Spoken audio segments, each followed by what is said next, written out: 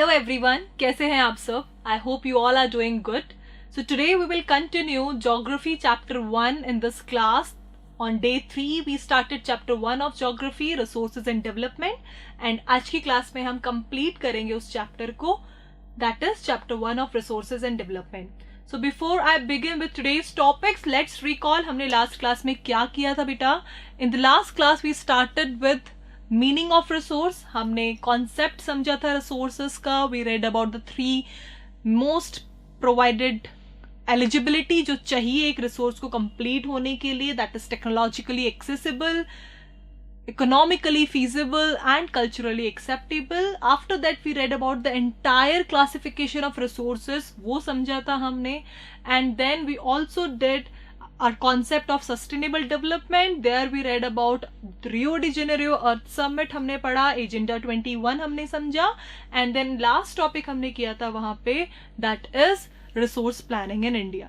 तो ये concepts, ये topics NCERT के हम already कर चुके हैं और आज Day 4 पे हम ये chapter complete करेंगे. And the topics which we are going to complete today are the most two important topics of this chapter. One is land resource and the second one is soil resource. Along with that we will also complete the map work of this chapter, क्योंकि इस chapter से एक map question बनता ही है geography से. So don't leave in between. ये complete class आपको एक complete chapter देने वाली है आज geography का, chapter 1 resources and development. Start करते हैं हमारा chapter with the topic where we left. तो आज हम स्टार्ट करेंगे लैंड रिसोर्स. क्या समझते हैं आप लैंड रिसोर्स से? ये जितनी भी लैंड आप आसपास देखते हैं, हम इसको आज समझने वाले हैं कि कितनी लैंड एक्चुअली इंडिया में काम में आती है, कितनी वेस्ट जाती है, कितनी मिनिमम यूज होनी चाहिए.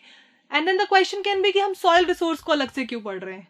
ओवरऑल अगर हम मैं बात करूं तो land is the top most, right, है ना, and the top most layer of land that is soil, है ना. तो सॉइल लैंड का ही पार्ट है, बट कई बार इनकी प्रॉब्लम्स डिफरेंट होती हैं. And land I should say it's a broader concept, है ना. सॉइल उसका पार्ट है. So this is how we will read land resource and soil resource differently in this chapter. So start करते हैं सबसे पहले land resource and land utilization की, ना. Let's start the first resource which is the most common resource, क्योंकि हम इंसान तो अब अपनी रिक्वायरमेंट्स बढ़ाने लगे हैं लैंड को लेकर, कंस्ट्रक्शन, अर्बनाइजेशन, इंडस्ट्रियलाइजेशन, इन सब से. बट जो बेसिक यूज था लैंड का, जो हमारे बिना, जो वर्जिन यूज था, अनटच्ड यूज था रिसोर्सेस का, लैंड रिसोर्स का specially, that was forest, right. वो नेचुरल थे, है ना. These are not the resources जिनको हमने, we didn't give water to it, we didn't nurture it, ये अपने आप बने. So that is forest. तो फर्स्ट रिसोर्स, जो फर्स्ट यूटिलाइजेशन है लैंड का, दैट इज फॉरेस्ट के फॉर्म में. Second is land which is not available for cultivation. एक तो लैंड हो गई कल्टिवेशन के लिए अवेलेबल, फाइन. एक हो गई नॉट अवेलेबल फॉर कल्टिवेशन, जिसको आप ग्रो कर सकते हो, can cultivate it, it is cultivable. और जो नहीं हो सकती दैट इज अनकल्टिवेबल. तो उसमें डिविजन है. First is barren and waste land. The land which is barren and waste, it's infertile, वो हो ही नहीं सकती, फर्टाइल नहीं है वो, we can not grow crops. तो उसको क्या बोलेंगे हम? बैरन लैंड और waste land. Fine, let us understand the further utilisation.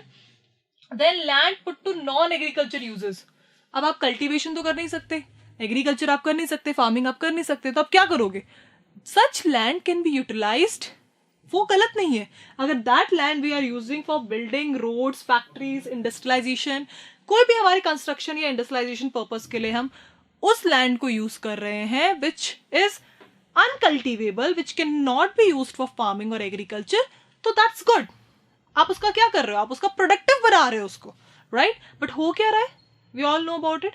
There was a time you ask your parents, effect है कि हाँ, इवन जो अर्बन एरियाज जहाँ पे हम रह रहे हैं, काफी साल पहले वहाँ खेत थे, that was all agriculture land, that was converted into construction purpose के लिए हो गया, right. Because demands, population, requirements इतनी है तो करना ही पड़ा. अपार्टमेंट्स वाला कॉन्सेप्ट आ गया. पहले एक घर में एक 100 लाइक 100 गज की प्लॉट में क्या 4 लोग रह लेते थे एक घर बना के, ठीक है. अब उसी पे अपार्टमेंट बन गए तो 50 लोग रह रहे, कैपेसिटी बढ़ गई, है ना, तो डिमांड बढ़ गया. So this is all we are going to read कि ऐसी लैंड जिसमें हम रिसोर्स, हम उसको कल्टीवेट नहीं कर सकते, तो we can use it for other construction purpose. Now other uncultivated, ये तो दो आप यूज कर ही सकते हो, इसके अलावा भी है other uncultivated land excluding fallow land. Fallow land क्या होती है? We will understand about fallow land, that is not cropped, उसको आपने यूज ही नहीं किया, कल्टीवेट नहीं किया, दैट इज फैलो लैंड। तो फैलो लैंड में आप क्या हो गए? Permanent pastures and grazing land, ठीक है, आपने ये are these are use not for cultivation, ये ग्रेजिंग के लिए ही यूज्ड है। And second thing, land under miscellaneous tree crops not included in net sown area. तो हम कंसेप्ट पढ़ेंगे नेट सोन और ग्रॉस क्रॉप्ड एरिया का इन द नेक्स्ट टॉपिक। अभी के लिए आप समझ लीजिए वो लैंड जो कल्टीवेशन में काम नहीं आ रही है, it can also be use for grazing, natural जो उसमें उगते हैं। इसके अलावा नेचुरल ट्रीज ग्रो हो गए, like forest, like groves, mangroves वगैरह होते हैं, Sundarban trees you must have heard about. तो वो सब एग्जांपल्स हैं उस लैंड की, the land which can not be cultivated. And other than that 1 mark question बनता है इस टॉपिक से, इट्स अ 1 मार्क का क्वेश्चन जो बहुत इंपॉर्टेंट है। What is culturable waste land? तो culturable waste land, that land which has not been cultivated for more than 5 agriculture years, 5 year से ज्यादा हो गया उस लैंड पे कल्टीवेशन किए, तो उसको भी हम क्या बोलेंगे? अदर अनकल्टिवेटेड लैंड में मानेंगे उसको, और that is a term for it. So please learn this definition, underline in your NCERT what is culturable wasteland. So culturable wasteland is the land which is left uncultivated, जिसको आपने 5 साल हो गए, आपको more than that हो गया है time cultivate किए, तो वो भी अनकल्टिवेटेड लैंड में आएगा अभी, because it is not been in the use since, और आई शुड से मोर देन 5 years, राइट। अब आगे बात करते हैं कुछ other land. Again it's a mark booster, fallow land, जिसको आपने नॉट इन यूज, है ना, आपने उसको नॉट कल्टिवेटेड, आपने उसको यूज ही नहीं किया है, ठीक है। Now it may sound little complicated कि कैसे years learn करें, so it is very easy, है ना। आप 3 terms में learn करोगे। First, current fellow, fellow land के further divisions दिए हुए हैं। Second, other than current fellow, current fellow से you can learn current, other than current। And third, जो मैंने आपको last topic में पढ़ाया था, culturable wasteland, ठीक है। So current fellow left without cultivation for 1 or less than 1 years या उससे कम टाइम तक जिस लैंड को आपने कल्टीवेट नहीं किया है, उसको भी क्या बोलेंगे? करंट फेलो, उसको बोलेंगे आप करंट फेलो। करंट का मतलब क्या होता है? रीसेंट। तो 1 साल के अंदर अंदर जिसका टाइम हुआ है, 1 साल से ज्यादा टाइम नहीं हुआ है जिसको, that will be called current fellow, क्योंकि उस पर्टिकुलर 1 साल के अंदर उस पर कोई कल्टीवेशन नहीं हुआ है। Second, other than current, here you have to learn 1 to 5, यहाँ पे 5 and less, 1 and less, और यहाँ पे 1 to 5, तो 1 to 5 years के बीच में other than current fallow. And get back to the last topic, हमने लास्ट टॉपिक में क्या पढ़ा था? ये वाली जो लैंड पढ़ी थी, कल्चरेबल वेस्टलैंड। तो कल्चरेबल वेस्टलैंड में हमने पढ़ा मोर than 5 years, so this is how you can prepare it. ये है मोर than 5, right? So this is how we understand कि current fellow within a year जिसपे cultivation नहीं हुआ, 1 year or less time, other than current fellow 1 to 5 years, and culturable wasteland more than 5 years. So this is how in a sequence you can learn it very easily. Coming to the last concept, again यहाँ से 1 mark question बनता है. Let's take it. Right, let's see its definition. It is again 1 marker. Area sown more than once in an agricultural year plus net sown area is known as gross cropped area. अब ma'am ये confusion करती है, ये definition बहुत confusion करती है। Topic बोला हुआ है नेट सोन एरिया और डेफिनेशन दी हुई है इसके अंदर ग्रॉस क्रॉप्ड एरिया की, अगर आप एनसीईआरटी देखेंगे। So let us please understand it, बहुत इजी कॉन्सेप्ट है, बट इसकी लैंग्वेज थोड़ी कॉम्प्लिकेटेड दी हुई है एनसीईआरटी में। Let's make it easy. Gross cropped area और net sown area. Net is always more और gross is more. See, net sown area and gross cropped area, ठीक है। So gross crop, total area कितना crop हुआ है, that is gross cropped area, right. And area Son more than once in an agriculture year plus net sown, तो आपका gross will always be bigger, gross is bigger, ठीक है, gross is always बिगर, और उसके बाद net is smaller. अगर आप ये कॉन्सेप्ट याद रखेंगे तो you will be able to remember it. तो gross, suppose let me take an example, मेरे पास एक पीस ऑफ प्लॉट है, right, it is 4 acre piece, 4 एकड़ का है, राइट, 4 एकड़, इस पे मैंने कल्टीवेशन किया, fine, I have done farming on this, उसे मैं बोलूंगी that is net sown area, क्योंकि नेट सोन एरिया मतलब कितने एरिया पे आपने सो किया, आपने क्या किया, क्रॉप लगाया, आपने सीड सो किए हैं, so that is net sown area, कितने एरिया पे फार्मिंग हुई, उसी पर्टिकुलर एरिया पे in a year, because we all know cropping seasons, हम ज्योग्राफी में नेक्स्ट चैप्टर एग्रीकल्चर पढ़ेंगे, हमारे पास राबी, खारिफ, ज़ैद सीजन है, तो in a year it is not like कि एक लैंड पे एक ही टाइम पे फार्मिंग, एक ही बार फार्मिंग होती है, within a year it can be done more than once, at least 2 times farming हो गई एक लैंड पे, तो जो 2 टाइम्स हो जाएगी उसे बोलेंगे आप ग्रॉस क्रॉप्ड एरिया, मतलब उस एरिया पे क्रॉप कितनी बार होगा, ठीक है। तो सपोज इस 4 एकड़ पे 2 टाइम्स फार्मिंग हो गई, तो 2 टाइम्स हो गई, इसका मतलब 4 into 2, आपका जो ग्रॉस क्रॉप्ड एरिया वो 8 एकड़ हो जाएगा। Please let me repeat, please understand it, बहुत इजी सा कॉन्सेप्ट है, ग्रॉस बड़ा होता है, नेट कम होता है, ठीक है।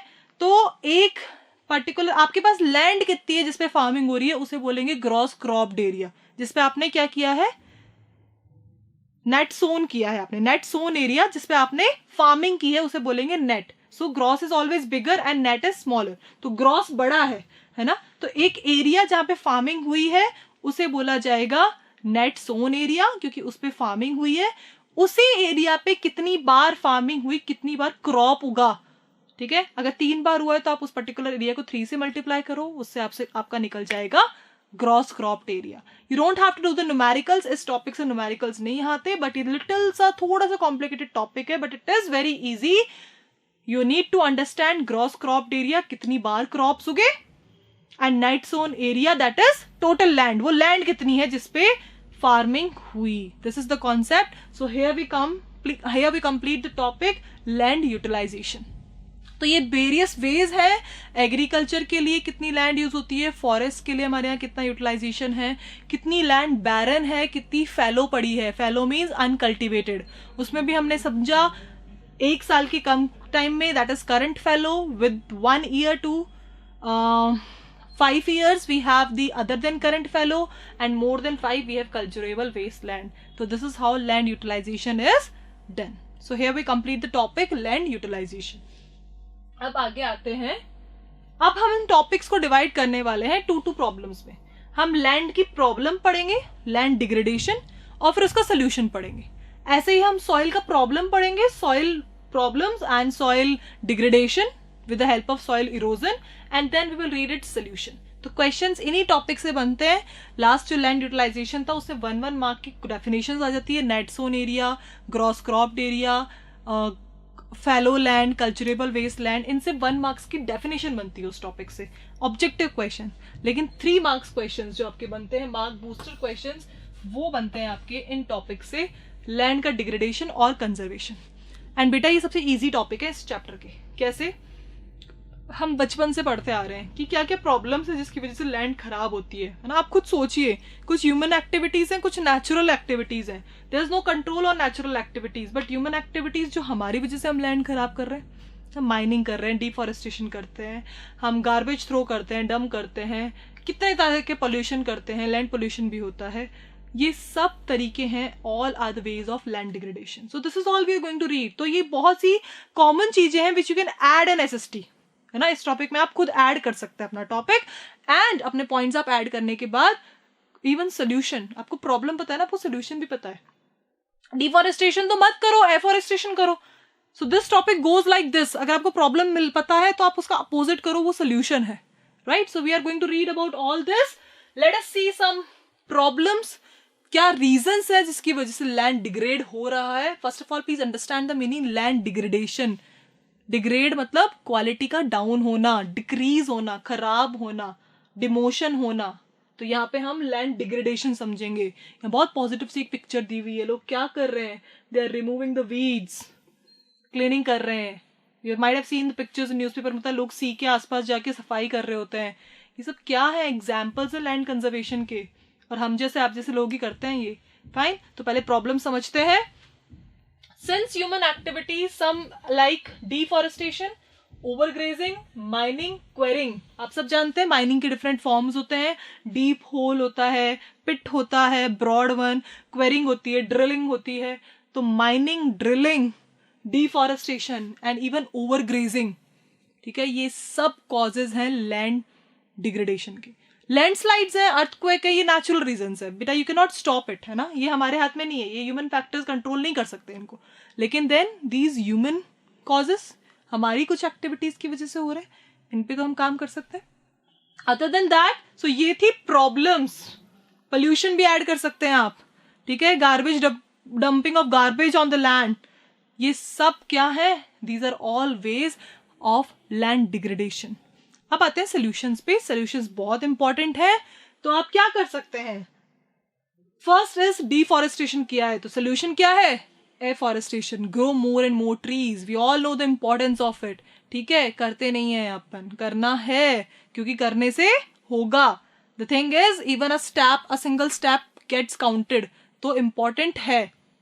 Then proper management of grazing, animals का like it happens, you know, you cannot stop animals to graze, but एक fix, you know, it should be managed, regulated होनी चाहिए, overgrazing नहीं होनी चाहिए, even that is wrong, so there should be a regulated form of management of grazing. Other than that, planting of shelter belts like afforestation. shelter belts क्या होती हैं, road के दोनों साइड आपने देखा होगा ना, स्पेशली अर्बन एरियाज में गवर्नमेंट्स कर रही हैं, बहुत सारे डेवलपमेंट ऑर्गेनाइजेशंस जो हैं, स्पेशली पब्लिक वेलफेयर जो हैं डिपार्टमेंट्स, ये करते हैं, है ना। So these are shelter belts, the growing of trees on both the sides of road, very common. Control on overgrazing, we have already done it.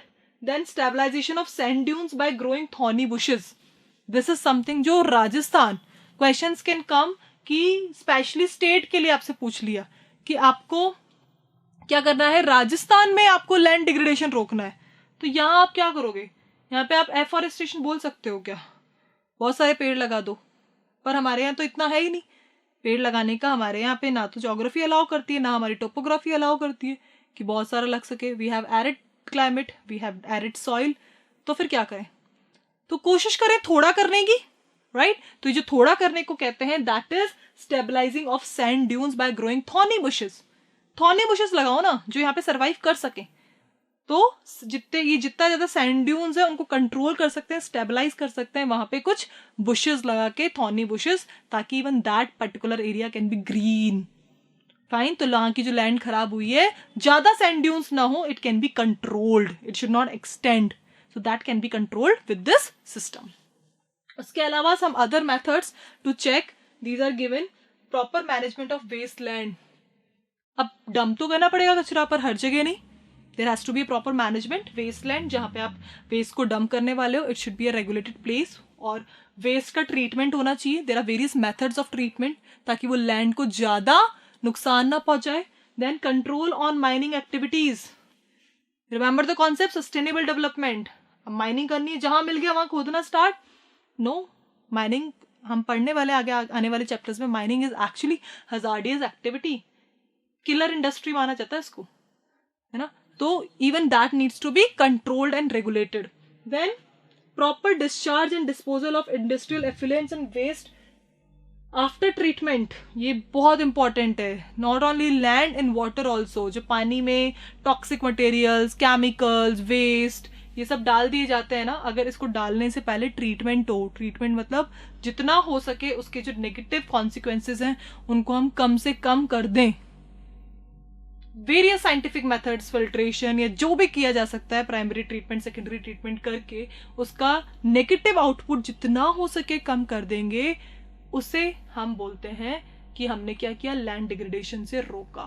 So these are various methods how land degradation can be control. This was all about the first resource जो हम इस chapter में पढ़ने वाले थे, that is land resource. Let me repeat once again, हमने पढ़ा land resource and its utilisation, it is utilise as forest, cultivated land, uncultivated land. वहां पे हमने सेवरल डेफिनेशंस पढ़ी जो इस टॉपिक से मोस्ट कॉमनली 1 मार्कर क्वेश्चन में आती हैं. Then the topics which you need to prepare and the easiest topic, land degrade होने के रीजन तैयार करो. At least 5 reasons you guys should know and at least 5 solutions you should know. ठीक है, तो 5 reasons: deforestation, overgrazing, mining, quarrying, dumping of waste. ये सब आप 5 रीजंस में ले सकते हो कॉजेज में. और solutions, there are n number of solutions I have given. Afforestation, overgrazing control करो, शेल्टर बेड्स ग्रो करो, थॉर्नी बुशेस लगाओ, stabilisation of sand dunes, waste land को मैनेज करो, माइनिंग पे कंट्रोल करो. So all these are various positive ways, the various methods how land conservation can be done. बचा कैसे सकते हैं आप अपनी लैंड रिसोर्स को, कंजर्व कैसे कर सकते हैं. Fine, so here we complete the first topic to be done today. अब हम जा रहे हैं इस चैप्टर के लास्ट रिसोर्स पे, दैट इज सॉइल रिसोर्स. हम सब कुछ समझेंगे हाउ अ सॉइल फॉर्म्ड, आपने जूनियर क्लासेस में किया है. We will see the chart for that. उसके अलावा the main topic we will do here is classification of soil. We will read about 6 types of soils. Where are they found? What are their features? हम map activity भी करेंगे उस chapter से, उस topic से. And we will also read the last topic. जैसे हमने इसका पढ़ा land degradation and land conservation, वैसे ही पढ़ेंगे हम causes behind soil degradation and the various positive methods to conserve soil. Fine. So this is what we are going to read in the next topic. Soil as a resource. What is soil? Soil is the topmost layer of land. है ना, हमें तो land से पहले soil ही दिखती है, तो हमारे लिए तो वही लैंड है. Soil is actually the top most layer, सबसे इंपॉर्टेंट लेयर है. We see the life on that layer, right. So top most upper soil, ये आपने जूनियर क्लास में भी चार्ट देखा होगा. This has been taken from NCERT. सबसे नीचे आपका पेरेंट रॉक रहता है. पेरेंट रॉक क्यों बोलते हैं इसको? क्योंकि बिकॉज क्या होता है, हम अपने पेरेंट्स से बने, तो हमारे पेरेंट्स हमारे लिए क्या है, मेन रॉक. उनसे हम बने, वी आर लाइक दैम.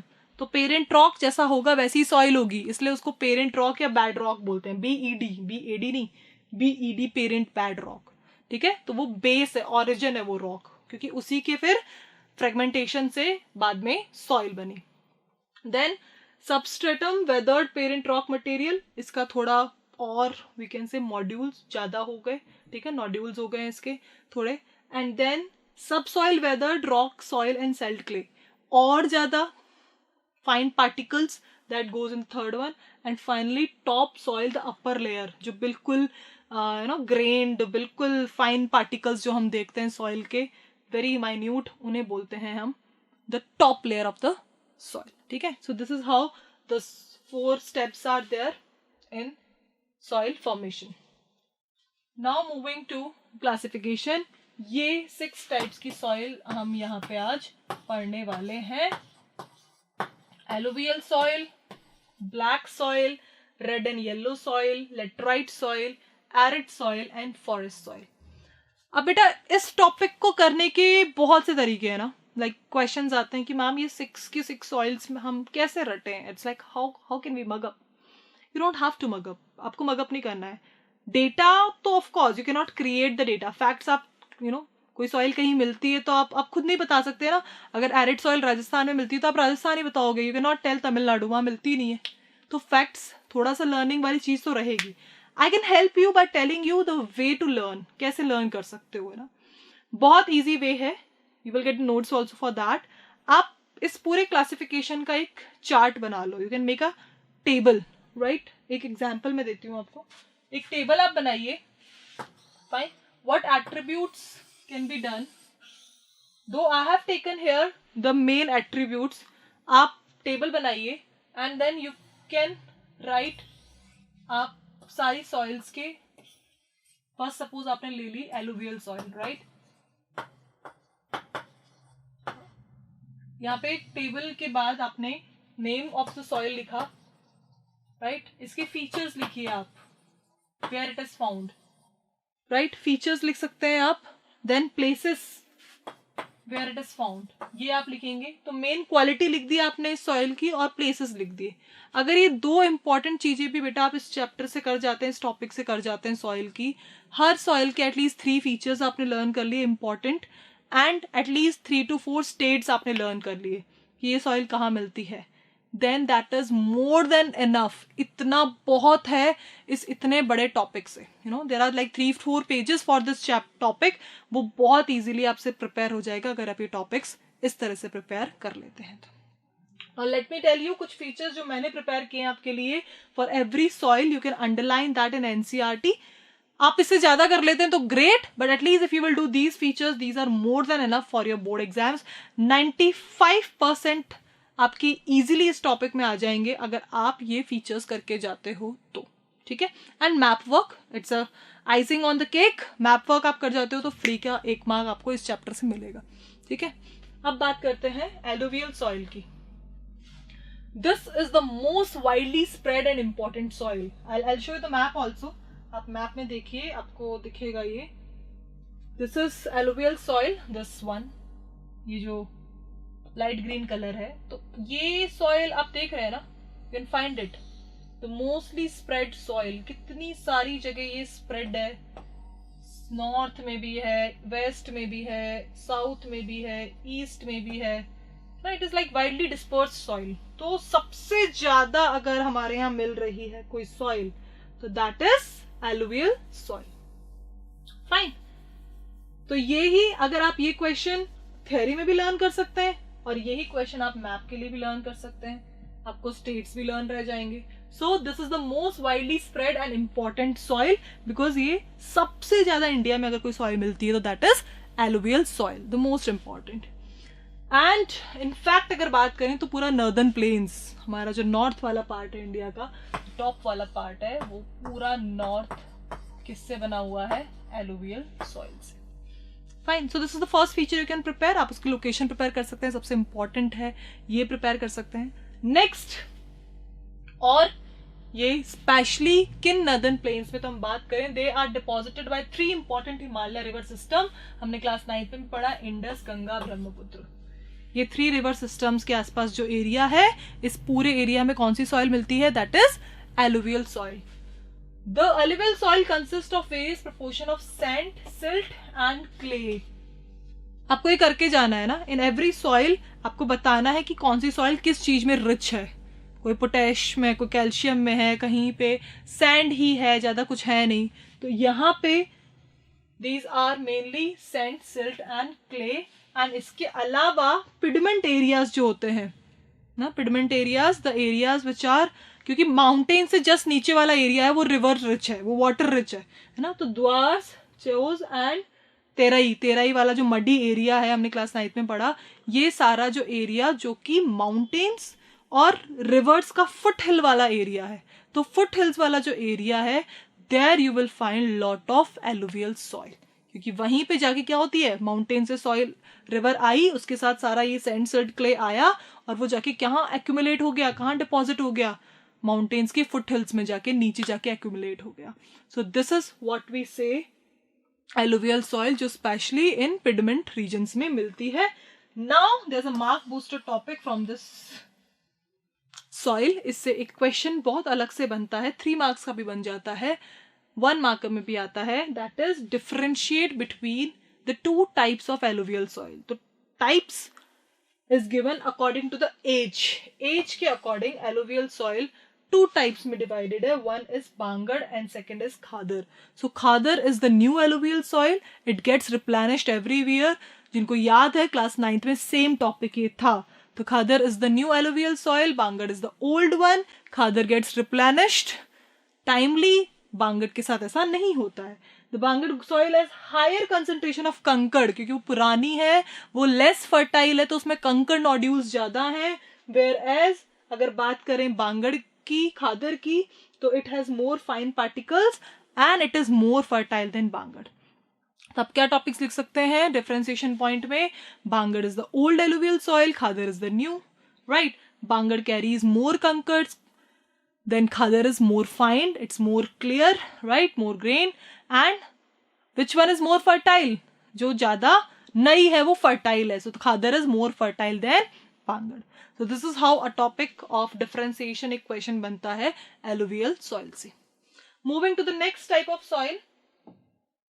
तो बेटा question there are 6 types of soil, right? आ तो किसी से भी सकता है, but if I have gone like when I have gone through last 7 to 8 year के क्वेश्चन पेपर्स आप करेंगे, सैम्पल पेपर्स करेंगे, आपको एक्चुअली यू विल फाइंड अगर क्लासिफिकेशन ऑफ सॉइल से कोई क्वेश्चन आया है तो it is most of the time it has come from which soil, that is जो हमने लास्ट पढ़ी, एलुवियल सॉइल। एलुवियल सॉइल से क्वेश्चन बहुत बनता है, और अगर एलुवियल सॉइल के बाद से कोई क्वेश्चन बनता है तो that is black soil. Black soil से भी क्वेश्चन बनता है। So now the second one we will do, that is black soil. तो नेम से ही है ब्लैक सॉइल है, this is the picture for it. Mark booster बहुत इजी लाइन है, कई बार सेकंड नेम पूछ लेते हैं, what is the other name for black soil? तो इसको ब्लैक कॉटन सॉइल भी बोलते हैं और इसको रेगर सॉइल भी बोलते हैं, REGUR। तो ये term please mark it important in NCERT। It is ideal for growing cotton and this is the reason it is also called black cotton soil. तो ब्लैक सॉइल के दो नेम्स और है, regur soil and black cotton soil. Fine, this is all about the initial naming. अब हम जानेंगे कि black soil मिलती कहाँ है। The way we did it for alluvial soil, northern planes में मोस्टली है, वैसे तो it is wide spread, east में भी है, वेस्ट में भी है, थोड़ी साउथ में भी है। Will do it when that at the time of doing map. अगर अभी देखें तो ब्लैक सॉइल स्पेशली आपका मिलती है the areas near to this plateau region, ठीक है? तो दैट इज महाराष्ट्र, सौराष्ट्र में बात करूं गुजरात, मालवा एंड मध्य प्रदेश। सो आपको MP वाला area, Saurashtra, Maharashtra and Chhattisgarh, and even it is extended as I told you south में आपके प्लेट्यू साइड गोदावरी और कृष्णा वैलीज में भी ये स्प्रेड है। So let's check it in map also once. Black soil कहाँ पे है आपकी? यस, ये पूरा reason,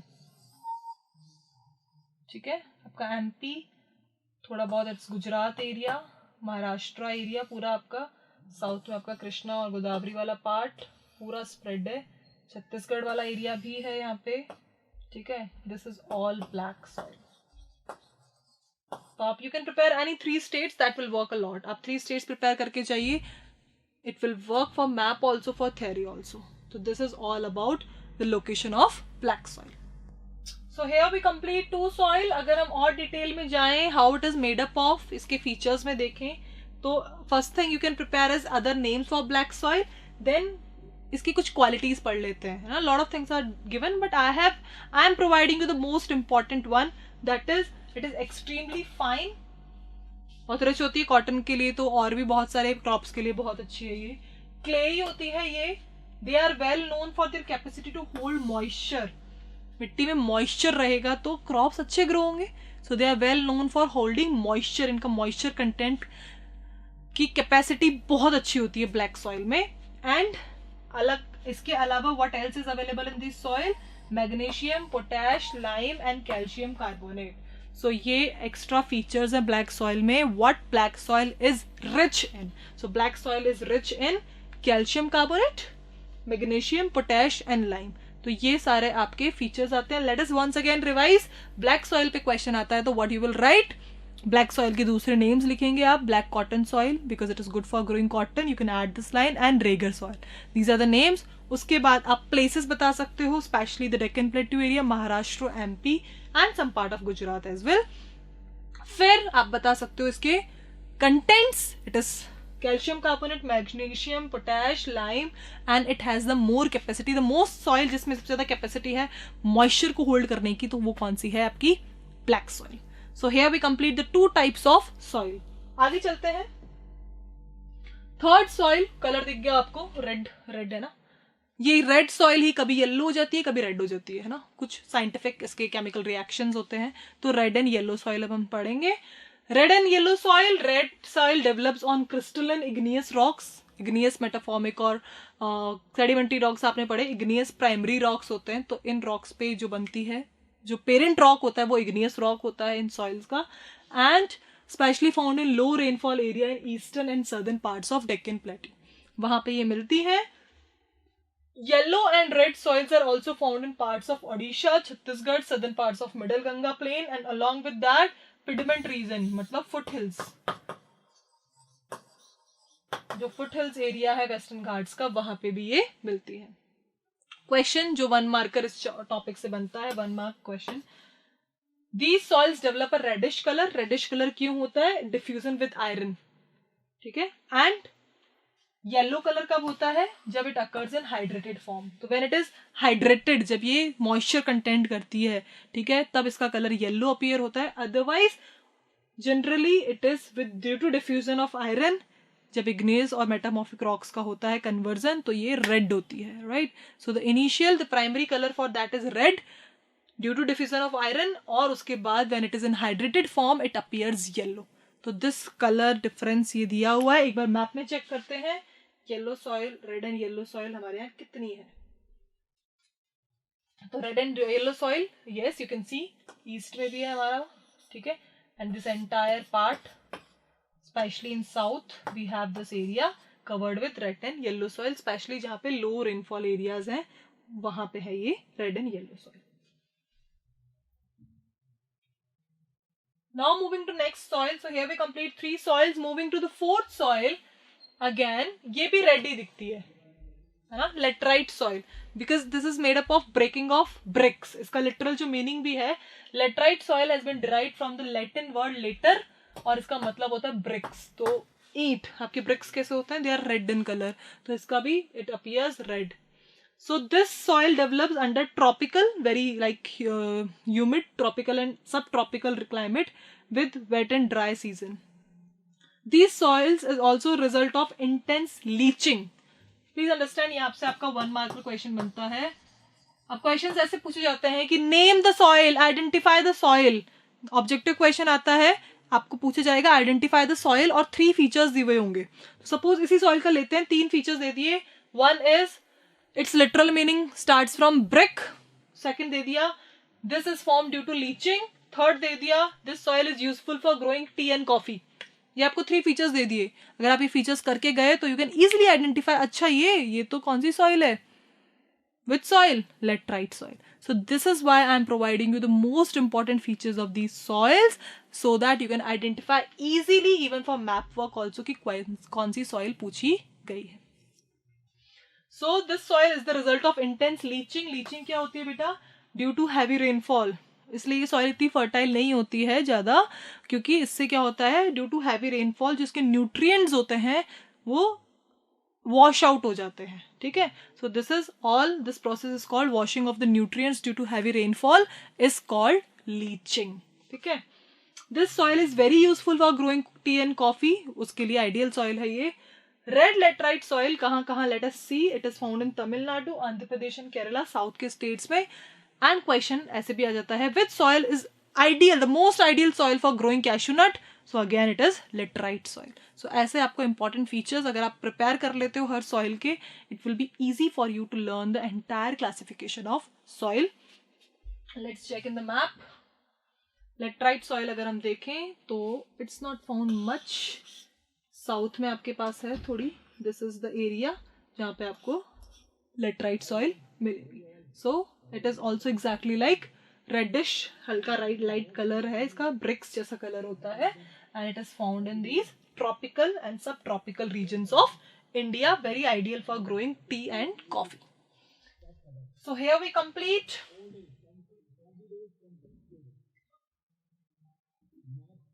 Now moving to next soil, arid soil. हाँ, arid मतलब ड्राई. कौन से एरियाज में? कौन सा सबसे ड्राई स्टेट है इंडिया का? राजस्थान, थोड़ा बहुत गुजरात. तो ये वही सॉइल है. आप देख सकते हो ना, सॉइल कम, सैंड ज्यादा लगती है, बट कल्टीवेशन तो राजस्थान के लोग भी करते हैं.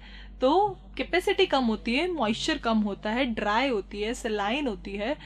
विथ सम ट्रीटमेंट्स इसको भी आप यूटिलाइज कर सकते हो फॉर कल्टीवेशन.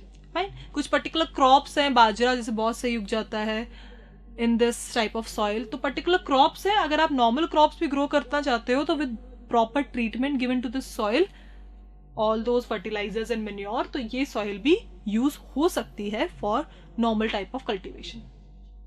तो first of all arid soil, colour is like red to brown, हल्का रेडिश से लेकर ब्राउनिश कलर होता है इसका. Then they are generally sandy होती है ना, मिट्टी वैसी होती है, रेतीली. And it is saline in nature, it carry salt. इतना सॉल्ट होता है कई बार कि आप सॉइल से इवेपोरेशन करके क्या कर सकते हो, सॉल्ट निकाल सकते हो. and due to dry climate, high temperature, evaporation is faster and the soil lacks humus and moisture. क्योंकि बहुत ड्राई रीजन्स में मिलता है तो इवेपोरेशन ज्यादा होता है, तो इस सॉइल में क्या होता है, फिर क्या होता है, आपका मॉइस्चर कंटेंट कम रह जाता है, ह्यूमस कंटेंट कम रह जाता है. That's why this soil is not much fertile. But after proper irrigation, these soils become cultivable, especially in case of Western Rajasthan. So let's check it in the map once. Map की बात करें तो ये वाली है आपकी arid soil, yellow है ना, स्पेशली हमारा पूरा राजस्थान वाला एरिया है पूरा एरिड सॉइल का, है ना. तो गुजरात में भी इतनी ड्राई सॉइल नहीं है, सिर्फ राजस्थान का वेस्टर्न वाला जो एरिया है, स्पेशली जैसलमेर, आपका बीकानेर वाला side, that is all about this arid soil, dry soil. बात करते हैं लास्ट टाइप ऑफ सॉइल की, that is forest soil. Fine, very less asked in exams, but आपको इसका भी पता होना चाहिए. Forest soil, as the name says, mostly found in mountains, on mountains. These soils are found in hilly and mountainous areas, जहां पे बहुत सारा लाइक रेन फॉरेस्ट है, right. They are, you can see it in the picture, mostly on mountains and hills. They are loamy and silty and coarse grained in the upper slopes.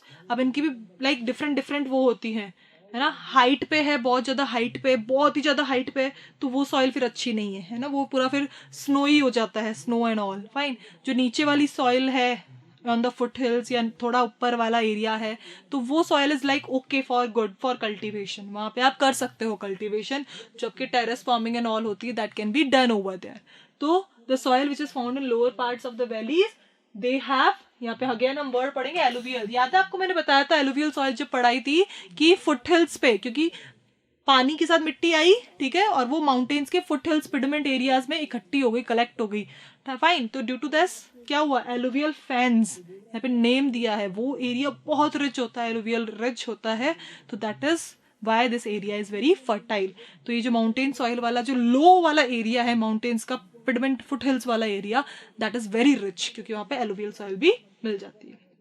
सो ये soil is like varying, जितना नीचे वाला area होगा mountains का, वो rich होता जाता है, फर्टाइल, और जैसे जैसे हाइट बढ़ती जाती है, फर्टिलिटी कम होती जाती है. So this was all about the types of soil, children. हम एक बार मैप में देख लेते हैं. अगर मैं माउंटेन सॉइल की बात करूं, forest soil, please understand it, इसको वो भी बोलते हैं mountain soil as well as forest soil. तो इसके दो नेम्स हैं, दोनों ही कॉमनली पूछ लिए जाते हैं. So don't get confuse. Forest soil, mountain soil, आपका पूरा नॉर्थ, जम्मू कश्मीर, हिमाचल वाला पार्ट, एंड यहाँ पे ईस्ट में भी आपका अरुणाचल वाला पार्ट आपका किस में है, माउंटेन एंड फॉरेस्ट सॉइल में. Rest we have already done, हम कर चुके हैं classification of map. So this is how आप for every state at least learn, for every soil at least learn 2 to 3 states. आप इतना करके चल जाते हैं तो that is more than enough to learn the classification. अब मैप क्वेश्चन कैसा आता है यहाँ से, है ना, लेट अस नो दिस कि मैम इस एग्जाम में मैप क्वेश्चन आएगा कैसा. इससे the question will not be directly कि मार्क अ स्टेट जहां पे रेड सॉइल मिलती है, या मार्क अ स्टेट जहां ब्लैक सॉइल मिलती है, लेटराइट सॉइल मिलती है, ऐसा नहीं आएगा question. Question will be never like this, है ना. हिस्ट्री में डायरेक्ट क्वेश्चन है, वहां पे मार्क्ड भी है, आपको सिर्फ लोकेट करना है, आपको आइडेंटिफाई करके सिर्फ वो करना है, लोकेशन भी ऑलरेडी होगी. ज्योग्राफी में आपको आइडेंटिफाई भी खुद करना है और लोकेट भी खुद करना है. मैप में आपको खुद ड्रॉ करना है, मैप में, है ना, लोकेशन डालनी है, प्रॉपर प्लॉटिंग करनी है. तो क्वेश्चन ऐसे आएगा,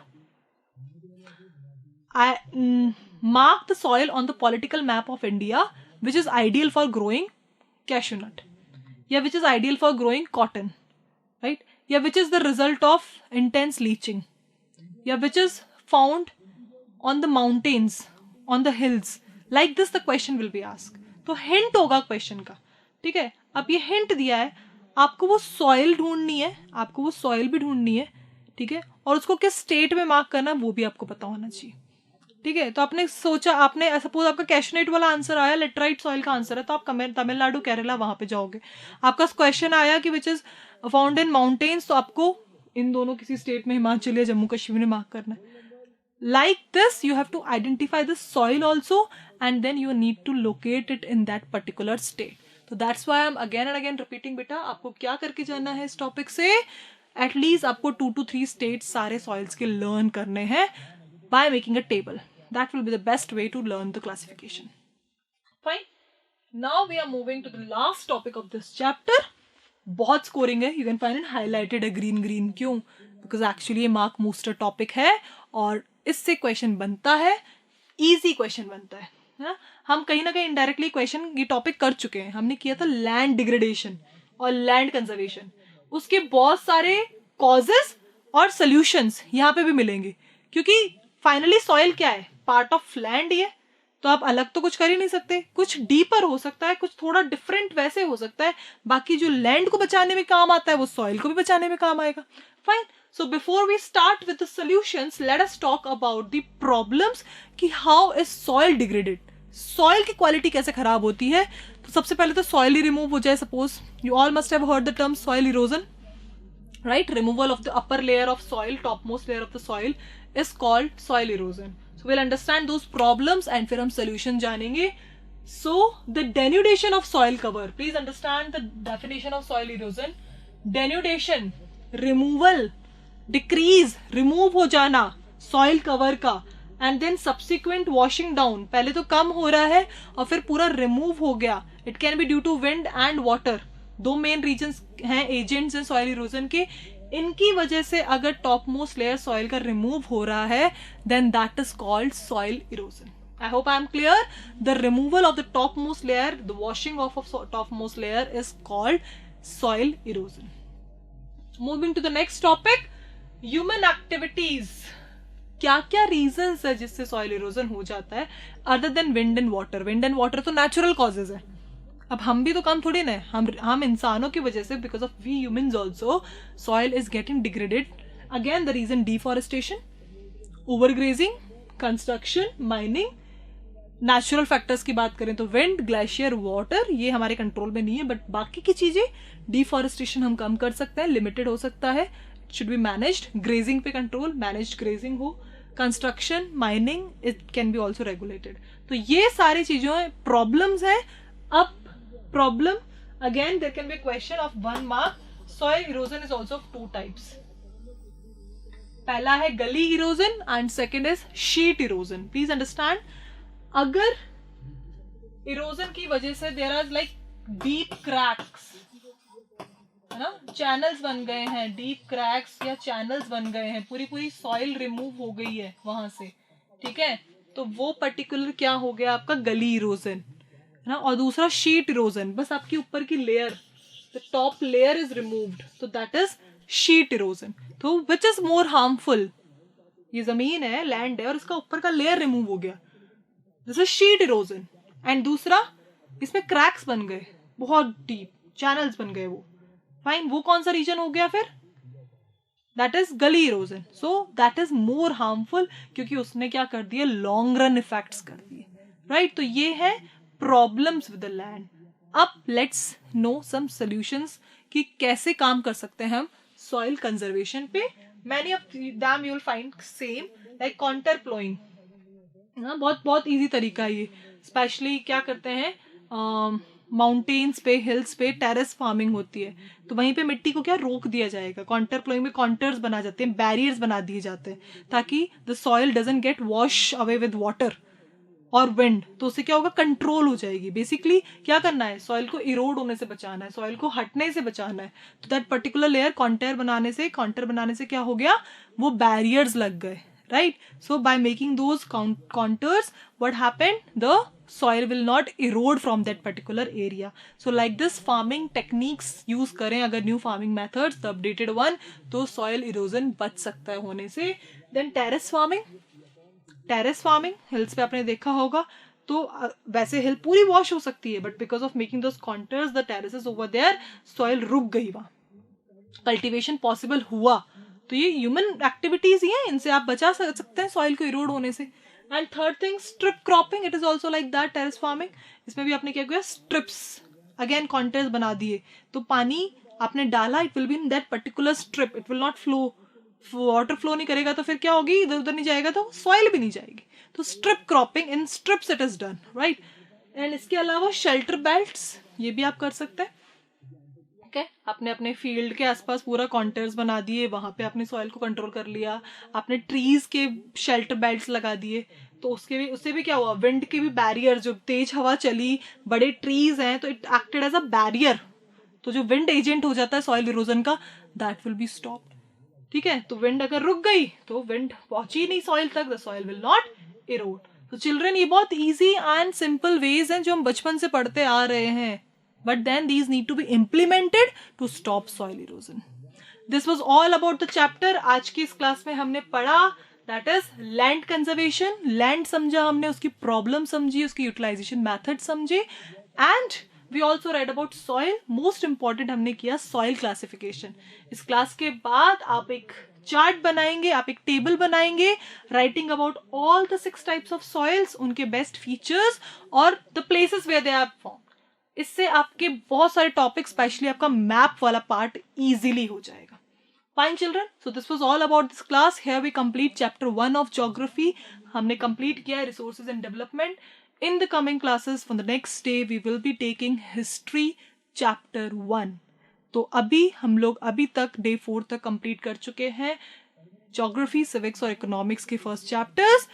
Don't miss the next class. Next class में हम करने वाले हैं day 5 पे chapter 1 rise of nationalism in Europe. बहुत इंपॉर्टेंट चैप्टर, बहुत interesting chapter. Thank you everybody.